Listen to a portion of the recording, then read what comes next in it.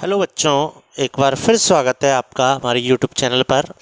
बच्चों, प्रश्नावली 5.2 हमारी चल रही थी, जिसमें हम सारणिकों के अनुप्रयोग पढ़ रहे थे और दो अनुप्रयोग हमने सीख लिए थे।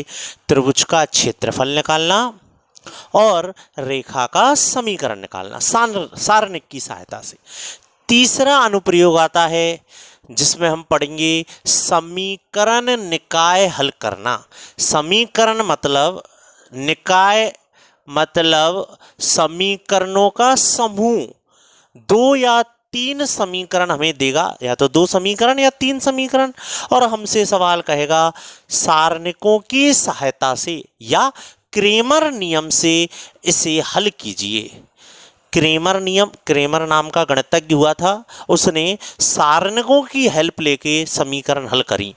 यदि आपको दो समीकरण देगा, ऐसे सवाल कहेगा क्रेमर नियम से इस समीकरण को हल करो।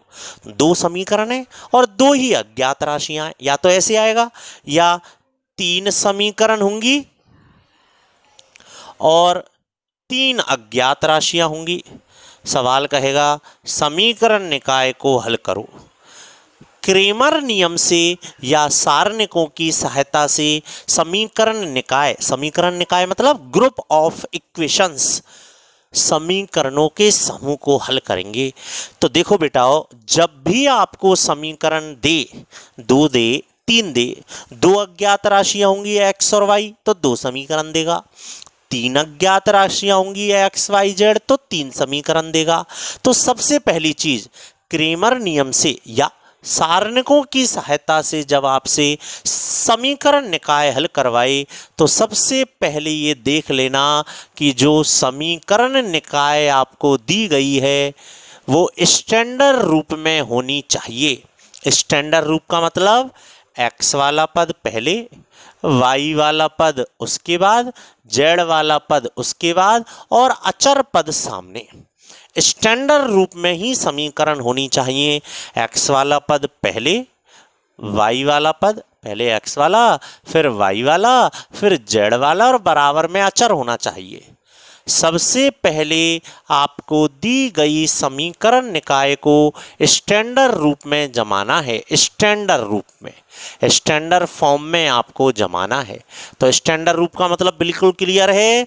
यदि आपको समीकरण निकाय देता है, आप सबसे पहले उसको स्टैंडर्ड फॉर्म में जमा लें। और कैसे जमाएंगे स्टैंडर्ड फॉर्म में? पहले एक्स वाला, फिर वाई वाला, फिर जेड वाला और बराबर में अचर वाला। सर्वप्रथम आपको स्टैंडर्ड रूप में जमानी है।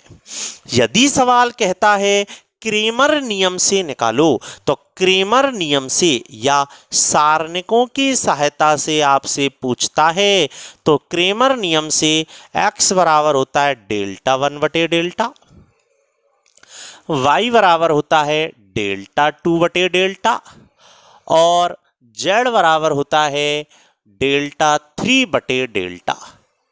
ये डेल्टा, डेल्टा 1, डेल्टा 2, डेल्टा 3 ये सारी सारणिक हैं, इसलिए तो क्रेमर नियम कहते हैं। क्रेमर नियम तो इसलिए क्योंकि गणितज्ञ क्रेमर ने कहा था, और सारणिकों की सहायता से इसलिए क्योंकि यहाँ सारी सारणिक बनेंगी। डेल्टा एक सारणिक है, डेल्टा 1 भी एक सारणिक है, डेल्टा 2 भी एक सारणिक है और डेल्टा 3 भी एक सारणिक है। डेल्टा कौन सी सारणिक है? सारणिक ही सारणिक है ये। डेल्टा डेल्टा डेल्टा बटे में है ना। डेल्टा वो सारणिक है जो एक्स वाई और जेड के गुणांकों से मिलकर बनेगी।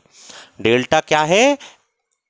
डेल्टा एक्स वाई और जेड के गुणांकों से मिलकर बनने वाली सारणिक है। ठीक। डेल्टा 1 क्या है? तो अब देखो मैं याद कराऊं आपको। डेल्टा 1, डेल्टा याद रहेगा एक्स वाई जेड के गुणांकों से मिलकर बनने वाली सारणिक। लाइन से लिख देना डेल्टा 1। तो देखो डेल्टा 1 एक्स में आता है ना, एक्स, तो बस इतना ध्यान रखना, एक्स को छुपा जाना, एक्स को छुपा जाना और उसकी जगह अचर चिपका देना, अचर। तो डेल्टा 1 एक्स में आता है तो एक्स छुपाओ, अचर चिपकाओ, एक्स छिपाओ और उसकी जगह अचर चिपकाओ। एक्स छुपाओ अचर चिपकाओ। अब तो तुम समझ गए डेल्टा टू। डेल्टा टू काय में आवे भैया? डेल्टा टू वाई में आता है। तो आप समझ गए, वाई छुपाओ, वाई को छुपाओ और उसकी जगह अचर चिपकाओ। वाई छुपाओ और उसकी जगह अचर चिपकाओ। अब तो समझ गए डेल्टा थ्री क्या है? सर डेल्टा थ्री चूंकि जेड में आता है इसलिए लाइन वाई ध्यान रखना, इसलिए पहले एक्स फिर वाई और जेड छिपाओ अचर चिपकाओ। सवाल करेंगे अब हम स्टार्ट। पहले आप बोर्ड पर से पूरी थ्योरी उतार लें। क्रेमर नियम से या सारणिकों की सहायता से यदि हमें समीकरण निकाय हल करनी है, सबसे पहला स्टेप आपको दी गई जितनी भी समीकरण है स्टैंडर्ड रूप में जमानी है। स्टैंडर्ड रूप पहले एक्स वाला, फिर वाई वाला, फिर जेड वाला, फिर जमा कर आपको x का मान निकालना है। तो x के मान में चूंकि सूत्र याद कर लें, x बराबर होता है डेल्टा वन बटे डेल्टा, तो डेल्टा तो पहले निकाल लेना। फिर डेल्टा वन x में आता है, x छुपाओ अचर चिपकाओ। ठीक, सवाल चालू करते हैं। तो क्रेमर नियम पर आधारित 5.2 में कई सवाल हैं। मैं बता देता हूं आपको कौन कौन से सवाल क्रेमर नियम के हमें करने हैं। 5.2 के इन्हीं में से मैं क्वेश्चन आपको समझाऊंगा और होमवर्क भी दे रहा हूं। 5.2 का क्वेश्चन नंबर 7 होमवर्क में, 8 नहीं करना अभी, क्वेश्चन नंबर 9 होमवर्क में, क्वेश्चन नंबर 10 होमवर्क में। इन सब में वो कह रहा है क्रेमर नियम से सारणिकों की सहायता से समीकरण निकाय हल कीजिए। ठीक है, आपको ये सारे सवाल करने हैं जो मैंने बोर्ड पर लिखे हैं। इन्हीं में से एक दो सवाल मैं समझा रहा हूँ। ठीक है, तो क्वेश्चन नंबर 7 का पहला सवाल हम ले रहे हैं। समीकरण निकाय आपको दे रखा है 2x प्लस 3y बराबर 9 पहली समीकरण, 3x माइनस 2y बराबर 7 दूसरी समीकरण। सवाल कह रहा है, होमवर्क नोट कर लें बेटाओ, 7वां 9वां और 10वां ये सवाल आपको करने हैं। ठीक, सवाल कह रहा है क्रेमर नियम से समीकरण निकाय हल करो। क्रेमर नियम से, तो बेटा क्रेमर नियम मतलब सारणिकों वाला। पहला स्टेप याद है, समीकरण निकाय स्टैंडर्ड रूप में। चूंकि x और y दो अज्ञात राशियां हैं तो दो समीकरण दी गई हैं, सही है। 3 अज्ञात राशियां होती 3 समीकरण देता। स्टैंडर्ड रूप में पहले x वाला फिर y वाला, z वाला है ही नहीं, बराबर अचर वाला जम रही है। स्टैंडर्ड रूप में होनी ही चाहिए, यहाँ टेंशन वाली बात नहीं है। यदि 9 इधर होता तो मैं उधर ले जाता, बराबर में ही अचर होना चाहिए। तो बेटा आपको पता है सूत्र में क्रेमर नियम क्या कहता है, x बराबर डेल्टा वन बटे डेल्टा, y बराबर कहता है डेल्टा टू बटे डेल्टा, z है ही नहीं, दो ही तो अज्ञात राशि है। तो सर्वप्रथम डेल्टा निकाल लूं। बताओ डेल्टा क्या है, x y और z के गुणांकों से बनने वाली सारणिक x y, बस z है ही नहीं, x और y के गुणांकों से बनने वाली सारणिक डेल्टा। डेल्टा वन क्या है, ट्रिक याद करो। डेल्टा वन x में आता है, x को छुपाओ और उसकी जगह अचर चिपकाओ। 9 और 7, x छिपाओ और अचर चिपकाओ। x छुपा लिया और उसकी जगह अचर चिपका दिया, क्रम नहीं बदल जाए, ध्यान रखना। अब डेल्टा टू, तो डेल्टा टू किस में आता है, y में, y छुपाओ और अचर चिपकाओ, y की जगह अचर हो गया, मान निकालेंगे।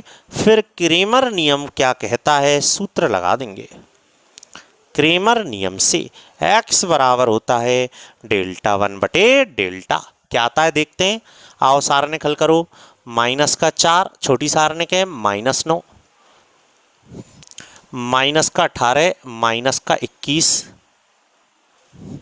7 दूनी 14 और 9 तिया 27 आ गया। तो बताओ x बराबर क्या हो गया, डेल्टा वन बटे डेल्टा, कट गया 3 बार, तो x बराबर आ गया 3। y बराबर डेल्टा टू बटे डेल्टा, डेल्टा टू बटे डेल्टा, कट गया एक बार, y बराबर आ गया 1। आप आंसर चेक कर लें सही है क्या, कैसे, उत्तरमाला में टीपना नहीं है, वैसे ही चेक करो। x बराबर 3 और y बराबर 1 रख दो इसमें।